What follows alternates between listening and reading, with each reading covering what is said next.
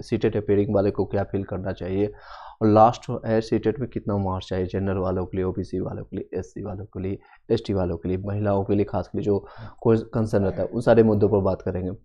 देख सकते हैं सीटों की संख्या मैंने कम्युनिटी पोस्ट में भी पोस्ट किया, तो 1 to 5 में लगभग 28,000 सीटों की संख्या है, 6 to 8 में लगभग 19,000 सीटें हैं, और 9 से 10th में 17,000 सीटें हैं, और टोटल 11 से 12th वालों को लगभग 22,300 सीट की ये सारी चीज़ें हैं। ये 2 से 3 दिन पहले भी संभावना है, अभी तक ये कंफर्मेशन नहीं आया कितने सीटें क्या हैं और किस डिस्ट्रिक्ट में कितनी है, तो अभी ये मान के सकते हैं पेपर की कटिंग से जो निकाला गया था, और ये चीज़ें आपको वहाँ से प्राप्त हुआ है। आई होप कि सभी चीज़ें आपको क्लियरली आवाज़ क्लियर जा रहा होगा। एक और भी गुड न्यूज़ है, आरपीएससी जो लाइब्रेरियन के ग्रेड 2 का वैकेंसी आ चुका है, उसका नोटिफिकेशन के बारे में मैंने बता दिया है, उसको भी आप जाकर के गो थ्रू कर सकते हैं। जिन्होंने ब्लीच किया है या फिर bachelor in librarian in science या ब्लीच आपने किया तो वो फॉर्म को फिलअप कर सकते हैं। बिहार में भी संभावना है कि आने वाले टाइम में वैकेंसी देखने को मिलेगा। तो टाइम अब जो भी आपका कंसर्न अभी आपका रहेगा, डाउट रहेगा, क्लैरिफिकेशन के लिए आप क्वेश्चन पूछ सकते हैं। काफ़ी टाइम बाद लाइव आए तो आप हमसे अभी अपनी बातें रख सकते हैं। चलिए एक एक टॉपिक जो मैंने आप बताने के लिए बताया, तो देखिए 3 अटेम्प्ट के बारे में लोगों अभी तक ऑफिशियली कोई भी एक डाटा नहीं आया है कि कितनी अटेम्प्ट होगा। जो लास्ट अपडेट आया था उसके अनुसार 3 ही अटेम्प्ट आप लोग को मिलेगा। तो आप लोग ये मत सोचिए कि 3 अटेम्प्ट मिला है और ये मेरा आखिरी अटेम्प्ट है, हर एक वर्ग के लिए आएगा। यानी अगर आप देखेंगे तो 1 to 5 में आपने TRE1 और TRE2 में अप्लाई किया था और आपके किसी कारण से आपका सिलेक्शन नहीं हुआ तो भी आप लोग का काउंट होगा उसमें, अगर आप अपेयरिंग में गए हैं। इसी तरह से आपके अन्य भी 6 to 8 में भी, 6 to 8 में TRE1 में आपका था नहीं तो 6 to 8 में आपका कैलकुलेशन नहीं होगा। 9 से 10th में बाकी होगा। 9 से 10th 11 से 12th में अगर आपने अपेयरिंग किया है, फॉर्म को फिलअप करने से कोई मतलब नहीं है। अगर आपने वहाँ पर जाकर अपेयरिंग का मतलब होता है क्या, एग्जामिनेशन हॉल में गए हैं और आपका एग्जामिनेशन आपने रोल नंबर गलत डाल दिया है या आपका किसी कारण से आपका सिलेक्शन नहीं हुआ है तो आपको कोई दिक्कत नहीं, इसमें आपका कैलकुलेट होगा। अगर आपने सिर्फ फॉर्म फिलअप किया है 9 से 10th 11 से 12th में तो आपका कैलकुलेट नहीं होगा। इस तरह से कैलकुलेट किया जाता है। कई लोग इसमें यूट्यूब पर आपको बनाने के काम बताए गए हैं, कई लोग बता भी रहे थे। इन्फॉर्मेशन जो आपने फॉर्म भरा है तो उससे कैलकुलेशन कोई मतलब नहीं है, उससे कोई भी आपका उससे संबंध नहीं है। अगर आपने अपेयर हुआ है तो अपेयरिंग काउंट होता है। अपेयर अगर आप हुए हैं, आपका सिलेक्शन नहीं हुआ है, XYZ रीजन कुछ भी रीजन हो आपका, तो आपका वो काउंट नहीं होता है। ये आपका एक कंसर्न था, लोगों का कोई डाउट बहुत ज़्यादा इसमें क्वेश्चन आ रहा था और व्हाट्सअप में टेलीग्राफ में, तो इसको सोचा मैंने एक बार क्लियरफाई कर दूं। फिर भी कोई क्वेश्चन रहता है तो आप कमेंट कर सकते हैं। सीटेट अपेयरिंग वालों को आप लोग का रिजल्ट जारी कर दिया गया है। आप लोग क्या फील करना है, क्योंकि अभी तक आपको फाइनल आंसर की फाइनल जो होता है आपका रिजल्ट मार्कशीट नहीं दिया है, सर्टिफिकेट नहीं आया है। उसमें आपको सिर्फ और सिर्फ ये करना है कि आप उसमें अपना रोल नंबर फिल कर दीजिए, जो फिल करने की बात करें रोल नंबर फिल कर दीजिए, या फिर NA भी फिल करके नॉट अवेलेबल, आप नॉट अवेलेबल NA फिल करके आप फॉर्म को आगे बढ़ सकते हैं। बाद में आपके पास रिजल्ट आ जाएगी, मार्कशीट आ जाएगी, सर्टिफिकेट आ जाएगी। रिजल्ट आप लोग का आ चुका है, आप लोग पास हैं, कितना है क्या है इस पर भी एक चर्चा कर लेते हैं। जैसे कि आपका सीटेट अपेयरिंग वालों के लिए जितने भी लोग हैं जिनका मार्क्स आया है, खासकर महिलाओं में इस पर बहुत ज़्यादा कन्फ्यूजन है, तो मैं आपको बता देता हूँ। जितने भी जनरल लोग के हैं, अदर स्टेट का जितने भी लोग हैं, चाहे आप महिला हैं या मेल हो या फीमेल है, आपको 90 नंबर लाना मैंडेटरी। अगर आपके हैं तो आप अपेयर कीजिए, आपको वहाँ इंटरटेन किया जाएगा, यानी इन द सेंस कि DB में आपको कोई दिक्कत नहीं होगा। अदरवाइज आप फॉर्म अभी फिलअप कर दीजिएगा, फॉर्म में किसी को छाटा नहीं जाता है। आप एग्जामिनेशन में भी दे दीजिएगा, उसमें भी किसी को छाटा नहीं जाएगा। अगर एडमिट कार्ड आपका जारी कर दिया जाएगा, छाटा जाएगा आपको DB के टाइम में। अगर आप DB एक बार वेरिफिकेशन के बाद आपका पास भी हो गए तो नेक्स्ट DB में आपको बाहर कर दिया जाएगा। यानी कि जब भी आपका काउंसलिंग होगा, कि आपको पता है इंटरनली जाने के बाद 3 फिल्टराइजेशन होगा, 3 बार आपका DB चेक होगा। एक प्रिंसिपल के द्वारा, फिर एक आपका अधिकारी जो आपका जिला अधिकारी रहेंगे, BEO जिसको कहते हैं, आपका वो भी चेक करेंगे। फिर आपका 3 बार वेरिफिकेशन होगा। फिर आपका कॉलेज जिस कॉलेज से आप किए हैं उसको भी वेरीफाई किएगा, पुलिस वेरिफिकेशन होगा। तो कहीं ना कहीं आप कॉट आउट होंगे, यानी पकड़े जाएंगे, फिर आपको बाहर कर दिया जाएगा। अगर आपका 89 नंबर है, जनरल कैटेगरी वाले हो, फॉर्म को फिलअप मत कीजिएगा, पैसा बर्बाद होगा, आपका टाइम भी बर्बाद होगा। नेक्स्ट है, बात करें OBC SC वाले जितने भी हैं उनको 55% यानी कि 82 में 83 में आपका पास माना जाएगा। SC ST वाले बिहार के अगर निवासी हैं, SC ST वाले, तो आपको 75 में ही आपको 75 या 70 प्लस वाले जितने भी हैं उसमें भी आपको पास माना जाएगा। और नीचे जितने भी बिहार की महिलाएं, चाहे जनरल से आप हों या OBC हैं, किसी भी महिलाओं के लिए आपको 82 83 में आपको पास माना जाएगा। आप 82 83 प्लस अगर आपका नंबर है तो फॉर्म को फिलअप कर सकते हैं, उसमें कोई भी आपका संशय नहीं है, कोई भी आपको दिक्कतें नहीं होगी। आई होप कि इसमें क्लियरिफाई हो पाया होगा। लास्ट टाइम भी कई बार TRE 1 TRE 2 के दौरान लोगों ने क्वेश्चन किया था और उसको मैंने वो लाइव आकर के बताए थे, तो आप सारे वीडियोज़ को जा कर के आप देख सकते हैं। मैंने उसका प्लेलिस्ट सारे क्वेश्चन आंसर मैंने बता दिया है, वहाँ से आप उस एक एक क्वेश्चन का जवाब वहाँ से प्राप्त कर सकते हैं। मैंने लाइव आकर के कई लोगों को एंटरटेन किया, वहाँ पर भी आप उस सारे जवाब को वहाँ पर से देख सकते हैं। इन्हीं अब चलते हैं नेक्स्ट मुद्दे पर। सीटेट मार्क्स के बारे में मैंने क्लियर कर दिया। सीटेट अपेयरिंग वाले हैं वो भी फॉर्म को फिलअप कर दीजिए। कल के डेट में वैकेंसी आएगी नहीं आएगी इसकी कोई गारंटी नहीं है, क्योंकि सरकार का आपको पता है, सरकार कभी बन रही है किसी का बीजेपी के साथ या किसी के साथ भी, तो ये आपको इस चेंजेस देखने को मिलेगा, बहुत सारी चेंजेस देखने को मिलेगा। 3 अटेम्प्ट बार के बारे में मैंने बता दिया आपको। 1 to 5 6 to 8 9 से 10th 11 से 12th वालों को जितने भी, चाहे आपका अपेयरिंग चाहे कितना भी चांसेस मिला हो, 2 बार मिले चांस, 3 मिले, आप ये मान के चलिए ये आखिरी चांसेस है और इतनी बड़ी वैकेंसी आपको आने वाले टाइम में नहीं दिखेगा। तो यही आप मान करके आप इसको फुल एंड फाइनल दीजिए। लास्ट का 20 डेज में आप क्या पढ़ना है, कितना पढ़ना है, इस मुद्दे पर बात हम करें तो लास्ट के 20 डेज सिर्फ और सिर्फ वही चीज़ पढ़िए जो आपने नोट्स में या कहीं से भी लिया है, मेरे से या कहीं से भी, नोट्स को आप पढ़िए या फिर आपने खुद से सेल्फ स्टडी के दौरान आपने नोट्स बनाया है उसको बार बार रिवीजन कीजिए। साथ ही साथ एक प्रैक्टिस सेट उठा लीजिए किसी भी पब्लिकेशन का, जो भी पब्लिकेशन आप कमेंट बॉक्स में बताइएगा या पर्सनली मैसेज कीजिएगा इस नंबर पर, तो मैं आपको पर्सनली वहाँ पर सजेस्ट कर देंगे कि कौन सा पब्लिकेशन का आपको बेस्ट रहेगा, जो कि आपको ज़्यादा वहाँ से क्वेश्चन सेट आपको ज़्यादा वहाँ से कैच हो सके, वो आपको पर्सनली आप मैसेज कर दीजिएगा, मैं आपको बता दूंगा। यहाँ पर भी अगर आप पूछेंगे तो मैं अगर कोई कमेंट रहता है, कोई यहाँ पर डाउट रहेगा तो मैं आपको यहाँ पर भी बता देंगे। इन सारे मुद्दों पर देख सकते हैं, तो वही आप पढ़िए जो आप लोग ऑलरेडी कर चुके हैं। प्रैक्टिस सेट लगाइए, प्रीवियस ईयर जितने भी आपका ऑलरेडी 2 एग्जामिनेशन हो चुका है, हर एक का एग्जामिनेशन, मान लीजिए आप 1 to 5 के लिए जा रहे हैं या 6 to 8 के लिए जा रहे हैं, तो उसका आपको लगाना ही लगाना। साथ ही साथ आप कोशिश कीजिएगा जीके जीएस आपका जितने भी है, क्योंकि 40 नंबर सभी लोग का कॉमन है और सेम लेवल का लगभग रहता है, तो वो सारे क्वेश्चन सभी लेवल का 1 से लेकर के 12 तक आप लगा लीजिए। इसका सेट सबसे पहले कंप्लीट कीजिए और प्रीवियस ईयर क्वेश्चन पेपर या मॉडल पेपर सेट किसी पब्लिकेशन का लेते हैं तो उसमें ये सारी चीज़ें संलग्न पाए जाएंगे, उसमें कोई आपको दोहराई नहीं, उसमें कोई दिक्कतें नहीं होगी।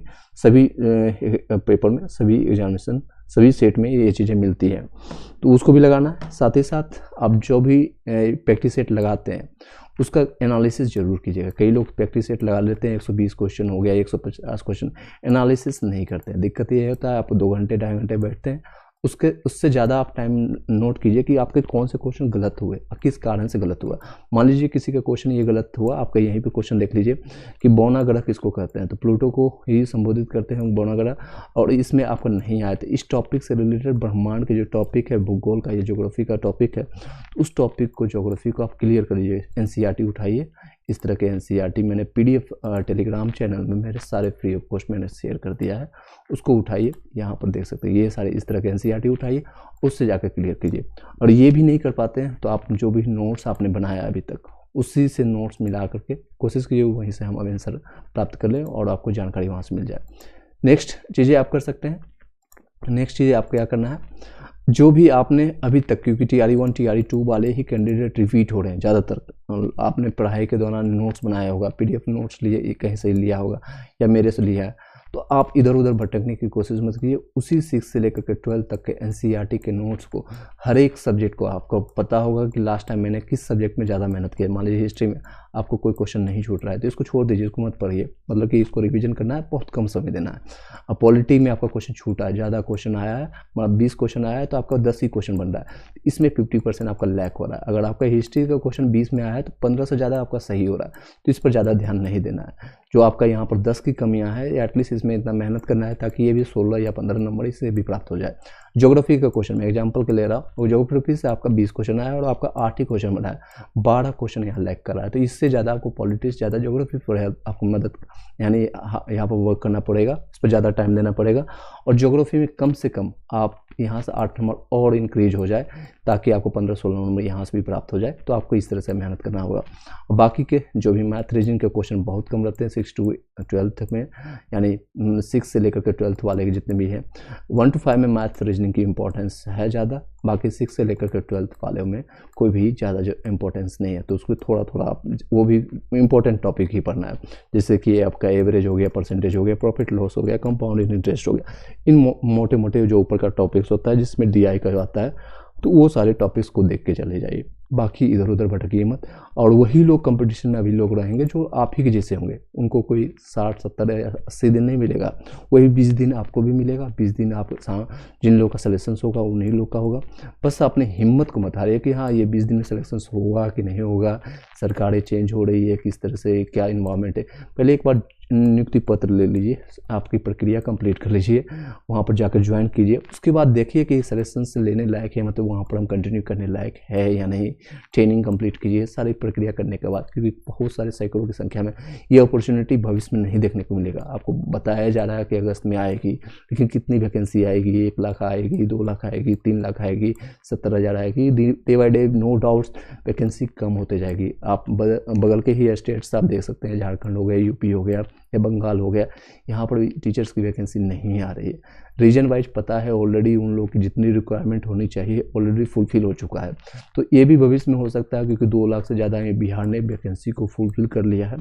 कुछ लोग यहाँ पर नो डाउट छोड़ के जा रहे हैं, तो वही वैकेंसी रिपीट होगा। बहुत कम लोगों में 10%, 15% लोग ही छोड़ के जा रहे हैं, यानी अगर लाख में 15,000, 10,000 वैकेंसी ही रिपीटेड वैकेंसी देखने को मिलेगा। जो TRE 5 में बताया जा रही है इतनी वैकेंसी आएगी, TRE 4 में इतनी वैकेंसी आएगी, वो सिर्फ रिपीटेड वैकेंसी रहेंगे। यानी जो छोड़ा हुआ चीज़, आपको APJ अब्दुल कलाम का एक कोटेशन भी है, अगर आप कई चीज़ों के छोड़ने के बाद जो मिलता है, यानी जो लोग सभी लोग जो छाट देंगे, छोड़ देंगे, वो चीज़ मिलने से बेहतर है कि आप आगे बढ़िए। आपको जो अभी मिल रहा है TRE 3 में और 4 के लिए वेट मत कीजिए, 4 में अपॉर्चुनिटी मिलता है, दैट्स ओके। इसी में आप अपना एक स्थान नाम कर लीजिए, मेहनत कर लीजिए, ताकि PDF में आपका नाम आ जाए। इसमें एक बार PDF में नाम आ जाए, जो घर में खुशियाँ आएगी, जो मिठाई बांटेंगे, उसका एक अलग ही मजा है। तो उसके लिए आप प्रयासरत रहिए। ये अंतिम दिन या अंतिम जो 20 दिन है बहुत ज़्यादा इंपॉर्टेंट रहेगा। एक एक समय आपका कैलकुलेट करके आपको निकालना पड़ेगा कि हाँ ये ज़रूरत है, कितना पढ़ना है, कहाँ से पढ़ना है। तो मैंने आपको बताया कि आपको जो जो नोट्स आपके पास है वो सारे नोट्स आप पढ़िए, बार बार रिपीट कीजिए, 10 बार, 15 बार, 20 बार, जितना बार रिपीट कर सकते हैं। अटेम्प्ट के बारे में मत सोचिए, अपेयरिंग वाले अप्लाई कीजिए, अच्छे से उसको फॉर्म को फिलअप कीजिए। कोई भी डाउट रहता है, आपको कोई क्वेश्चन रहता है तो आप पूछ सकते हैं। मीनवाइल हम आपके कंटिन्यू करते हैं।